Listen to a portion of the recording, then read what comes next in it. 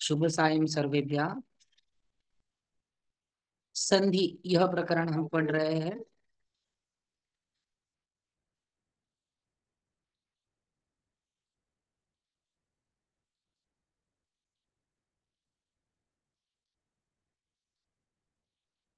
तो सबसे पहले प्रश्न आता है कि संधि किसे कहते हैं।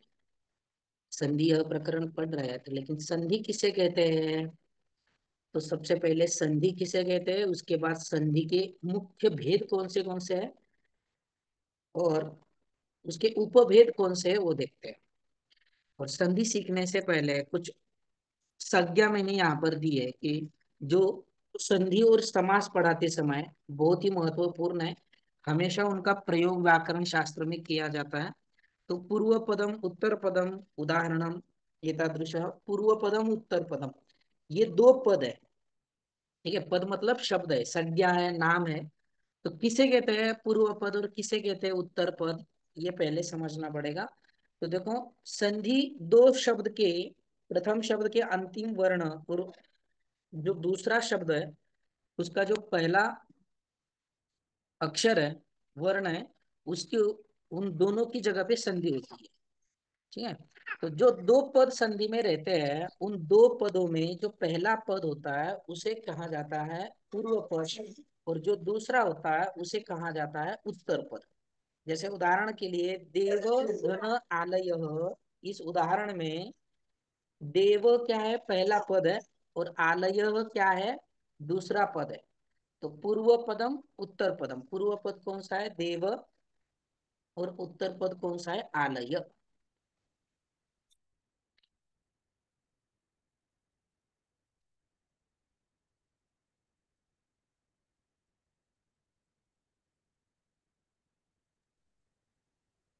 ठीक है, पूर्व पदम सर उत्तर आवाज पदम। नाही येत आहे. हो, मी म्यूट केला होता, एक मिनिट. येतोय आता व्यवस्थित. हो सर आता येतोय. देव धन आलय या उदाहरणामध्ये देव या शब्दामध्ये अंतिम स्वर कोणता आहे.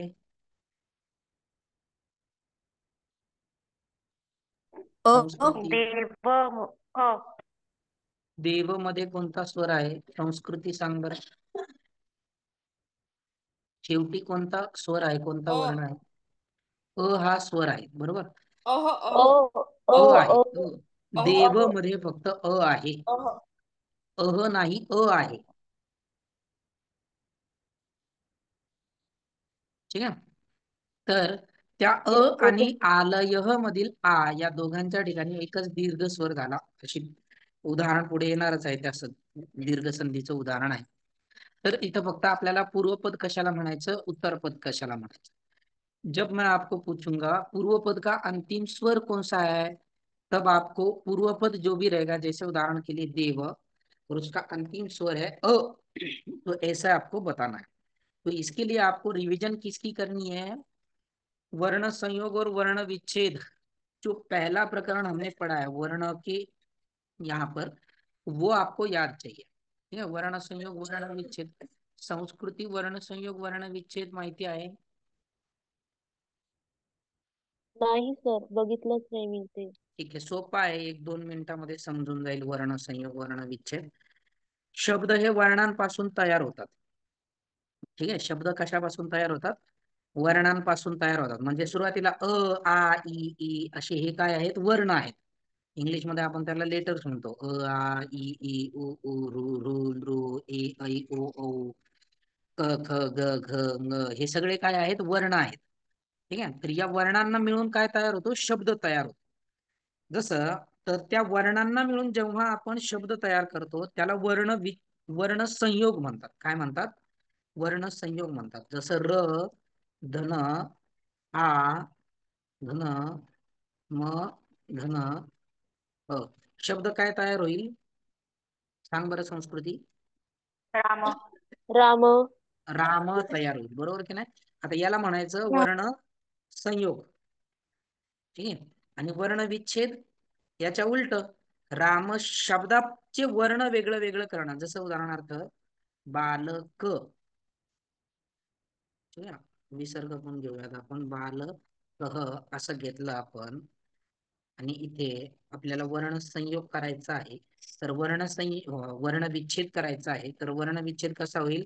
ब प्लस आ प्लस ल प्लस, सांग बरं संस्कृती पुढे. अ, ल प्लस अ प्लस क प्लस अ अ अ अह बरोबर आहे. अह. आहा सॉरी. अह अह. हम्म. ठीक आहे. बरोबर आहे. हो. ते याला काय म्हणायचं? वर्ण विच्छेद. ठीक आहे. आता बालक या पदाच्या अंती कोणता स्वर आहे असं ज्या वेळेस विचारलं जाईल, किंवा बालक या पदाच्या शेवटी कोण आहे असं विचारलं जाईल, तर विसर्ग आहे किंवा अह आहे असं. ठीक आहे. अंतिम कोण आहे? ते विसर्ग आहे. पण विसर्ग जर काढला आपण, तर शेवटी कोण राहतं? अ राहायचं ना, अ विसर्ग राहत. काढला तर ठीक बालक. आहे. तर संधीमध्ये हे महत्वाचं आहे. पूर्वपदाचा अंतिम वर्ण कोणता आहे किंवा अंतिम स्वर कोणता आहे, तो आपल्याला समजणं आवश्यक आहे. कारण की संधी ही दोन वर्णामध्ये होत असते, दोन पदामध्ये होत नाही. इथे दोन पद असतात, परंतु पूर्ण पदामध्ये संधी होत नाही. ते संधीच्या व्याख्येमध्ये आपल्याला समजणारच आहे. फक्त इथे पूर्वपद उत्तरपद कशाला म्हणायचं ते समजून घ्या. पूर्वपद म्हणजे संधी, ज्या दोन पदांच्या वर्णामध्ये संधी होते त्यातील पहिलं पद म्हणजे पूर्वपद, आणि दुसरं पद म्हणजे उत्तरपद. समजलंय?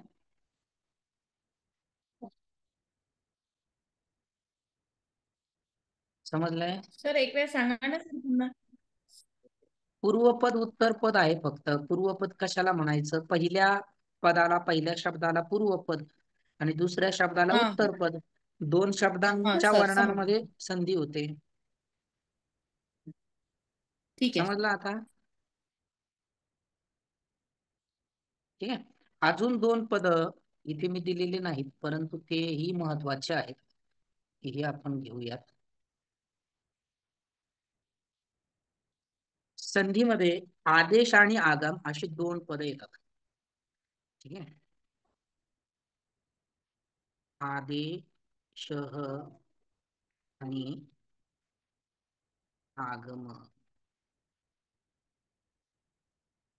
शाळेमध्ये हे काही शिकवत नाहीत. आदेश आगम, आदेश कशाला म्हणायचं, आगम कशाला म्हणायचं. परंतु आपला स्वतंत्र व्याकरणाचा वर्ग आहे, त्यामुळे आपल्याला शिकणं ते गरजेचं आहे. तर आदेश कशाला म्हणायचं? आदेश म्हणजे एखादा असा वर्ण की जो पहिल्या वर्णाला हटवून त्याच्या जागेवर येतो. ठीक आहे. जसं उदाहरणार्थ, मराठीमध्ये इथे व्याख्याच हिंदीमध्ये लिहून देतो.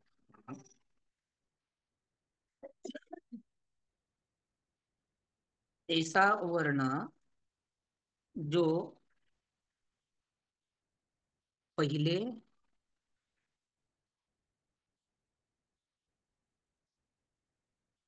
वर्ण को हटाकर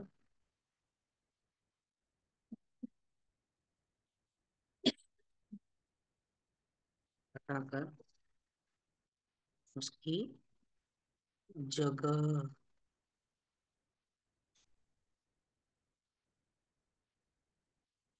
ठीक है, ऐसा वर्ण जो पहले वर्ण को हटाकर उसकी जगह पे आता है। उदाहरण क्या है? जैसे उदाहरण के लिए मान लो अ है, उदाहरण के लिए हम ले रहे हैं, और अ की जगह पे ई हुआ, होता नहीं है बट समझ लो ई हुआ। तो यहाँ पर ई कौन सा वर्ण हुआ? आदेश वर्ण या आगम वर्ण? आदेश वर्ण आदेश. हुआ। आदेश इसे वर्ण. कैसे कहेंगे? आदेश। जो पहले वाले वर्ण को हटाकर उसकी जगह पे आता है उसे हम क्या कहते हैं? आदेश कहते हैं। और इसकी आगम कैसा है? ऐसा वर्ण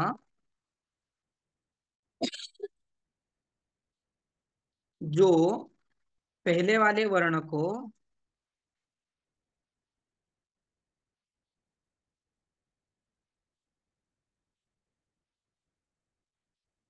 न पहले वाले वर्ण को न हटाकर उसके पास होता है, या होता है नहीं, आता है बोलते हैं। ठीक है? आगम और आदेश। आगम मतलब ऐसा वर्ण जो पहले वाले वर्ण को हटाता नहीं है, उसके साथ में आके बैठ जाता है। जैसे पहले आदेश में हमने देखा अ के स्थान पर ई होता है, मतलब हुआ, तो ई यह कौन सा वर्ण हुआ? आदेश वर्ण हुआ। कौन सा वर्ण? आदेश वर्ण हुआ। लेकिन यदि वहां पर य लेते हैं हम उदाहरण, यम संधि में य की जगह पे ई की जगह पे य होता है, तो वही उदाहरण लेते हैं हम। ई के स्थान पर य आदेश होता है यण संधि में, तो वही उदाहरण लेते हैं। तो यहाँ पर ई के स्थान पर य आदेश हुआ, तो यहाँ पर य क्या है? आदेश वर्ण है। ठीक है? और आगम किसे कहते हैं? ऐसा वर्ण जो पहले वर्ण को न हटाकर उसके पास आकर बैठता है। ठीक है? जैसे अ के साथ ई आया, तो यहाँ पर ई कैसा है? उसने अ को हटाया नहीं, अ के पास ई आया है, तो ई कैसा वर्ण हुआ? आगम वर्ण हुआ। कैसा वर्ण? आगम वर्ण। आदेश और आगम समझ में आया है? इसलिए संस्कृत में इन्हें कहा जाता है पाणिनीय शिक्षा में आदेश, आदेश शत्रुवत, आगम मित्रवत। क्या कहा जाता है? आदेश शत्रुवत, आगम, ये वाक्य याद रखो, आपको काम आएंगे। आगम मित्रवत। ठीक है? वत मतलब जैसा। आदेश कैसा है? शत्रु के जैसा है। जैसे एक राजा ने दूसरे राजा के राज्य पर हमला किया, तो वो राजा जब युद्ध जीतता है, तब उस राजा को, पहले वाले राजा को कहता है क्या, तू भी बैठ जा इस गद्दी पे, मैं भी बैठ जाता हूँ, दोनों साथ में बैठते हैं। पुराने जमाने की बात कर रहा हूँ, आज तो तीन तीन लोग भी बैठ सकते हैं, कोई बात नहीं। ठीक है? लेकिन एक राजा ने जब दूसरे राजा पर विजय पाता है, तो पहले वाले राजा को हटाकर उसकी जगह पे बैठता है। इसलिए संस्कृत में कहते हैं आदेश शत्रुवत। या आदेश वर्ण शत्रु के जैसा होता है, उसको हटाता है और उसकी जगह पे आता है। ठीक है? और आगम मित्रवत। आगम कैसा है? मित्र के जैसा है। मित्र कैसे होते हैं? एक दूसरे के साथ में रहते हैं, उसे हटाते नहीं है। ठीक है? मिटाते नहीं है। तो वैसे आगम वर्ण है कि पहले वाले वर्ण वैसे के वैसे रहेंगे, बस उसके निमित्त से कोई वर्ण ऐड होगा, वहां पर आएगा, तो उसे कहा जाएगा आगम। समझ में आया? कई शंका है? सर हम्म? तर हे आदेश आणि आगम काय आहेत म्हणलं तुम्ही? कोणते? आदेश आणि आगम. हम्म. वर्णांना नावं आलेली आहेत, बाकी काही नाही. काही वर्णांना आदेश वर्ण म्हणतात, काही वर्णांना आगम वर्ण म्हणतात. मग कोणते वर्ण आदेश? तर असा वर्ण की संधीमध्ये आता दोन वर्णांमध्ये परिवर्तन होणार आहे, दोन वर्णांच्या निमित्ताने. जसं की इथे देव आणि हा आलय उदाहरण बघा, तर इथे देव मध्ये अ हा आहे शेवटी आणि आलयचा आ आहे. ठीक आहे? तर त्या हा हा दोन्हींच्या जागेवरती एकच आ दीर्घ झाला आणि शब्द तयार झाला देवालय. बरोबर? म्हणजे देव पदाचा अंतिम जो अ आहे आणि आलयाचा जो सुरुवातीचा आ आहे, या दोघांमध्ये परिवर्तन झालेलं आहे. समजलंय? तर हे जे परिवर्तित होऊन जे येणारे वर्ण आहेत, त्यातील काही आगम असतात, तर काही आदेश असतात. आदेश ते की जे पहिल्या वर्णांना हटवतात, घालवतात आणि त्यांच्या जागेवर येऊन बसतात. जसं उदाहरण ई आणि य घेतला आपण, उदाहरण पूर्णच घेऊया. ठीक आहे? समजलेलं नाही आदेश आगम? समजले सर. पण सोपं आहे म्हणून मी मला हे तुम्हाला म्हणायचं एवढं. की ते काय? नाही नाही, ते समजलं आदेश आणि आगम हा. फक्त हा नेमकं काय आहे हे विचारत होते की हे काय म्हणतात त्यांना. हा हे माहिती वर्णांची नव्हतं ना, नावं आहेत वर्णाची ते, नाव बाकी काही नाही. आता इथेच बघा, इति आणि हा आदी तेवढंच. असं उदाहरण घेतलं मी. ठीक आहे. आता इति कोणतं पद आहे, पूर्वपद की उत्तरपद? पूर्वपद. बरोबर, पूर्वपद. पूर्वपदाचा या अंतिम वर्ण कोणता आहे? ई. ई आहे. बरोबर. पुढे उत्तरपद कोणता आहे? आधी. आदी. आता या संधीचा एक नियम आहे, यण संधी तिचं नाव आहे. इको यणाची त्याला सूत्र लागतात. तर इत ई त्या सूत्रानुसार ईच्या पुढे जर विजातीय स्वर आला तर ईच्या जागेवरती य आदेश होतो. काय आदेश होतो? य य. आदेश होतो. म्हणजे ई निघून जाणार आहे आणि येणार आहे त्याच्या जागेवरती. ठीक आहे. बऱ्याच ठिकाणी, बऱ्याच पुस्तकांमध्ये आणि बरेचसे शिक्षक सुद्धा ईचं परिवर्तन य होतो असं म्हणतात. मतलब ई का य बन जाता है ऐसे कहते हैं. समझ में आ रहा है ना फर्क मेरे? ई का य कहना, हम्म. मतलब ई का ही य होना ऐसे कहना, और ई की जगह पे य होना, इसमें बहुत फर्क है. जब हम ऐसे कहते हैं हा. की ई का य बनता है, म्हणजे जेव्हा आपण असं म्हणतो की ईचा य होतो, त्यावेळेस य कोणता वेगळा व्यंजन होत नाही, तर ईचाच परिवर्तन असं होतं. परंतु संस्कृत व्याकरणामध्ये आणि कोणत्याही व्याकरणामध्ये कोणत्याही वर्णापासून कोणताही वर्ण बनत नाही. बनलं तर जोड अक्षर बनू शकतो, परंतु एकच वर्ण दुसऱ्या वर्णामध्ये परिवर्तित होऊ शकत नाही. ठीक आहे. त्यामुळे दुसरा वर्ण जो येतो तो त्याच्या जागेवर येतो.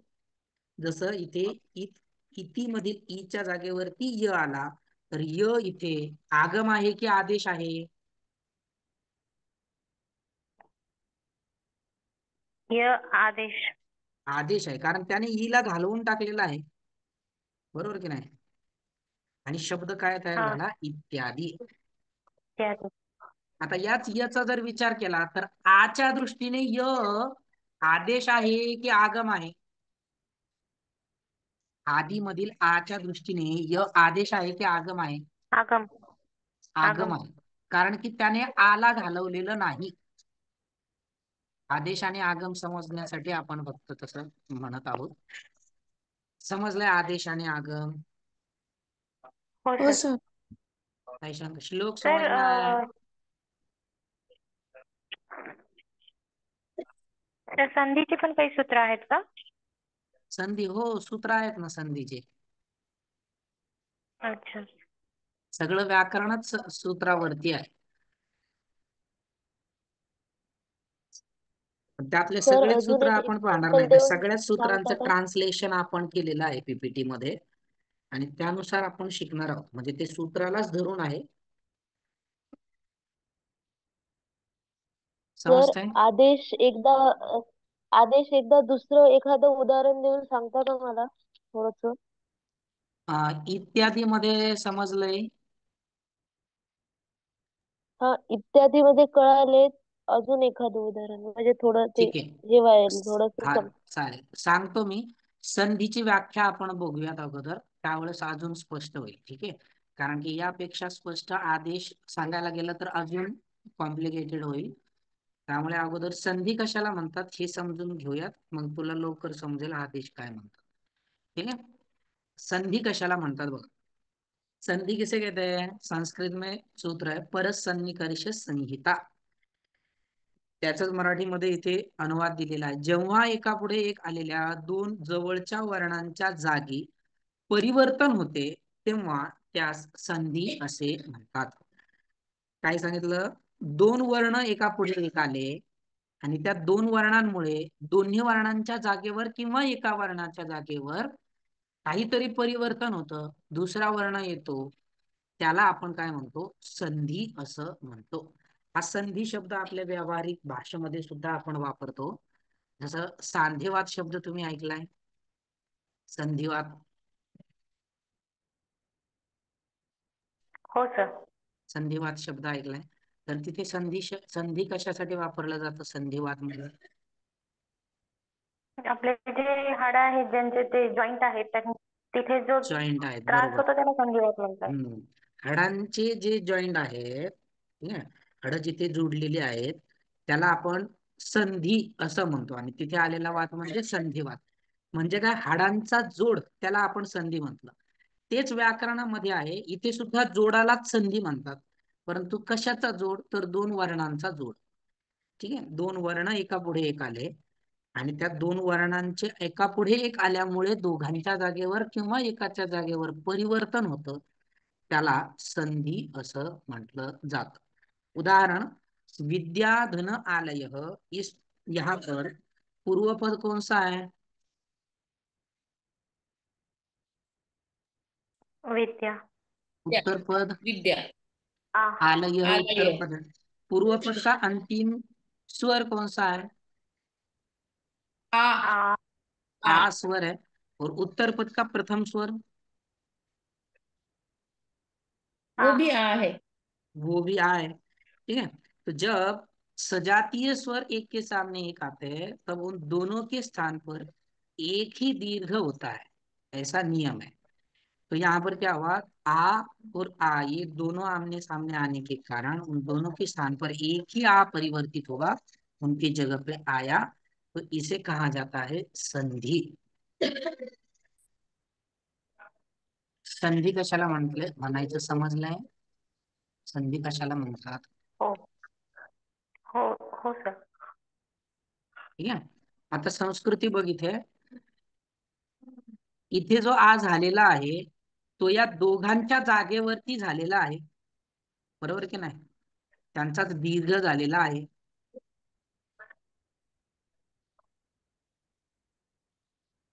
ठीक आहे, तर इथे काय झालेलं आहे, या दोघांच्या दृष्टीने आ हा स्वर काय आहे, आदेश आहे. दोन्हीही आला त्याने घालवला आणि एकटा झालेला आहे, त्याच्यामुळे हा आ काय आहे, आदेश वर्ण आहे. कसा आहे, आदेश वर्ण.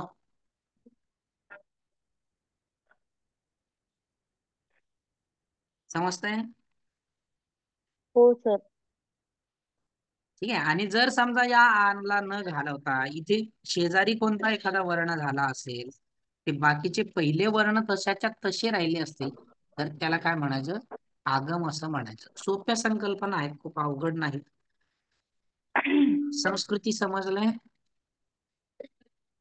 हो सर. हो समजले. ठीक आहे, तर संधेहे भेद, हा संधीचे भेद. ही झाली मूळ संधी. कशाला म्हणायचं, तर दोन वर्णांमध्ये जेव्हा परिवर्तन होतं एका पुढे एक आल्यानंतर, एका वर्णाच्या जागेवर होईल किंवा दोन्ही वर्णाच्या जागेवरती होईल, किंवा त्या दोघांमुळे परिवर्तन होईल. ज्यावेळेस आदेश होईल त्यावेळेस दोन वर्णामुळे आदेश होईल, त्यावेळेस त्याला आपण काय काय म्हणणार आहोत, संधी असं म्हणणार आहोत. तर संधीचे भेद किती आहेत, तर प्रामुख्याने तीन भेद आहेत: स्वर संधी, व्यंजन संधी आणि विसर्ग संधी. ठीक आहे, हेच व्याकरणामध्ये पंचसंधी नावाचं प्रकरण येतं, पाच संधी. पण त्या पाच संधीचं कंक्लुजन आपण इकडे स्वर आणि स्वर, व्यंजन आणि विसर्ग अशा तीन संधीमध्ये केलेलं आहे. तर एकूण भेद किती आहेत, तर स्वर, व्यंजन आणि विसर्ग असे एकूण तीन भेद आहेत. इथपर्यंत समजलंय? हो सर. ठीक आहे, त्यामध्ये स्वर संधी कशाला म्हणायचं ते पहा. जेव्हा दोन स्वर समोरासमोर आल्यानंतर त्यांच्या जागी परिवर्तन होते, त्यास स्वर संधी असे म्हणतात. जब दो स्वर एक के सामने एक आते हैं, मतलब पूर्व पद का अंतिम स्वर भी, अंतिम वर्ण भी स्वर है, और उत्तर पद का प्रथम स्वर भी स्वर है, वर्ण भी स्वर है, तो जब ऐसे स्वर एक आमने सामने आते हैं और उनकी जगह पे परिवर्तन होके स्वर ही होता है, तो उसे हम स्वर संधि कहते हैं. मतलब सिर्फ स्वरों में होने वाली संधि, फक्त स्वरांमध्ये होणारी संधी, त्याला काय म्हणायचं, स्वर संधी. ठीक आहे, समजतंय?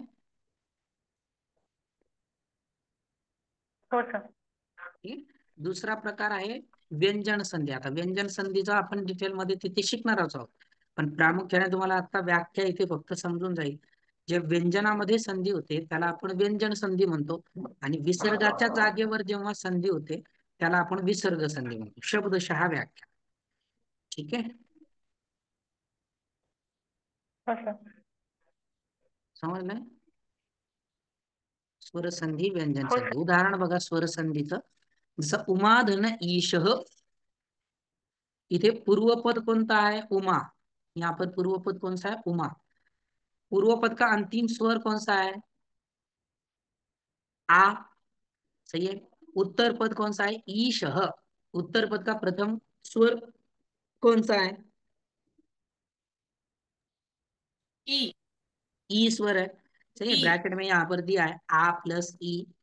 तो इन दोनों की जगह पे ए आदेश होता है. क्या आदेश होता है? ए आदेश होता है. जब अ और आ इनके सामने ई आता है, ये गुण संधि का उदाहरण है. स्वर संधि का ही एक भेद है.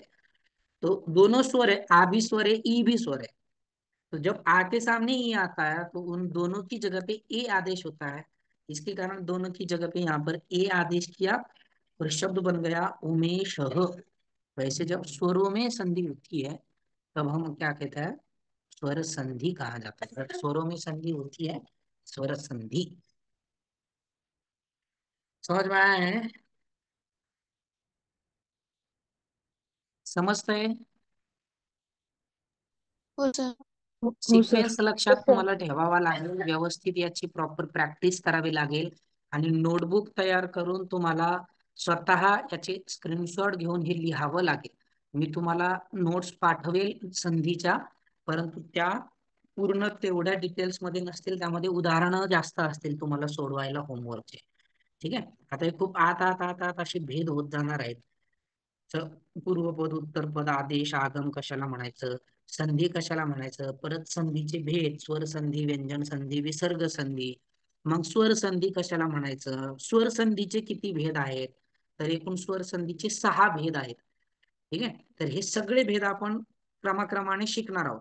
म्हणजे मग पुन्हा त्याच्यानंतर व्यंजन संधी कशाला म्हणायचं, मग परत व्यंजन संधीचे भेद, त्याच्यानंतर व्यंजन संधीचे भेद झाल्यावर विसर्ग संधी कशाला म्हणायचं, मग विसर्ग संधीचे भेद, असं सगळं प्रकरण हे मोठं प्रकरण आहे.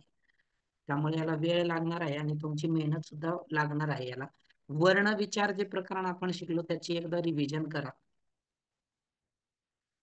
ठीक आहे, समजलं इथपर्यंत? उद्यापासून आपण स्वर संधीचे भेद शिकायला सुरुवात करणार आहोत, जो की संधीचा पहिला प्रकार आहे. दीर्घ संधी, स्वर संधीचेच भेद आहेत हे सगळे. सो दीर्घ संधी, गुण संधी, वृद्धी, यण, अयादी, पूर्वरूप आदि. ठीक आहे.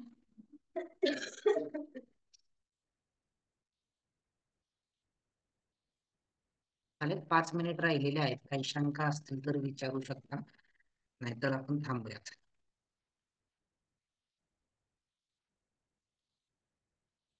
नाहीये काही शंका? नाही सर, एवढ्या ह्याच्यात तरी नाही. Vaishali, Swati ma'am, Jayashree ma'am. समजलंय सर, आजचा तेवढं समजलं समजलं. चालेल, म्हणजे थांबायचं बेसिक आता थोडस क्लिअर. हो सर. यामुळे तुम्हाला शब्द समजायला खूप मदत होणार आहे. संस्कृत मध्ये कसं, आता जे मुलांचं समजा जे शालेय पुस्तक आहेत त्याच्यामध्ये तेवढे संधी करून शब्द दिलेले नसतात. हे थोडे थोडे शब्द असतात जे संधी करून दिलेले असतात. परंतु जे प्रॉपर संस्कृतचे ग्रंथ आहेत, जसं श्रीमद भगवद गीता असेल, विवेक चूडामणी, पंचदशी आदी जे संस्कृतचे ग्रंथ आहेत त्यामध्ये जे श्लोक आहेत तिथे मात्र जिथे संधी होते तिथे संधी केलेलीच आहे. कारण की संस्कृत साहित्याचा नियमच आहे की बिना संधीचा कधीही वाक्य लिहिलं जात नाही. ठीक आहे, जे मूळ संस्कृत ग्रंथ जे आहेत त्यामध्ये नियम काय आहे, संधी करूनच लिहिलं जातं. संधी होत असेल तर ती संधी करणारच. त्यामुळे आपल्याला संस्कृत जे श्लोक आहेत ते आपल्याला अवघड वाटतात, परंतु एकदा संधी आणि समास शिकल्यावरती आपल्याला शब्दाची फोड कळते. ठीक आहे, तिथे शब्द कोणता आहे, काय आहे हे तुम्हाला कळायला लागणार आहे. आणि हे जसं जसं आपण संधी शिकणार आहोत, आता श्रीमद भगवद्गीता तर सगळ्यांकडे असेलच. ठीक आहे, नसेल तर कुठे जवळ दुकान असेल तर तिथून घ्या, किंवा तुम्हाला ऑनलाईन PDF पण मिळेल. तर आपण जे जे संधीचे उदाहरणं शिकणार आहोत त्याचे तर उदाहरणं मी तुम्हाला पाठवणारच आहे सरावासाठी. परंतु श्रीमद भगवद्गीता घेऊन त्यामध्ये आपण शिकलेल्या संधीचे कोणते कोणते उदाहरणं आलेले आहेत ते तुम्ही जर समजा कमीत कमी 10 जर एका संधीचे जर लिहिले तरी सुद्धा तुम्हाला खूप चांगलं समजणार आहे. ठीक आहे. जसं की आता माझ्याकडे आहे PDF, मी शोधतो जरा. हा इथेच असेल. श्रीमद भगवद्गीता. हा भगवद्गीता. ठीक आहे, मी हे PDF पाठवतो तुम्हाला. ज्यावेळेस आता उद्यापासून आपण संधीचे प्रकार शिकू त्यावेळेस तुम्ही या PDF मधून गीतेमध्ये कोणते कोणते उदाहरण आलेत कमीत कमी 5 तरी उदाहरणं त्यातील लिहा. ठीक आहे, मी पाठवेल त्यातली 5 आणि यातली 5 असे. चालेल.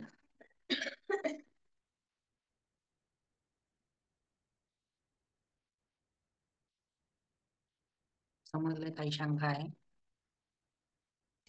नाही सर, काही नाही. ठीक आहे, चालेल. थांबूया तिथे. शुभरात्री सर्वेभ्य. शुभरात्री आचार्य. शुभरात्री.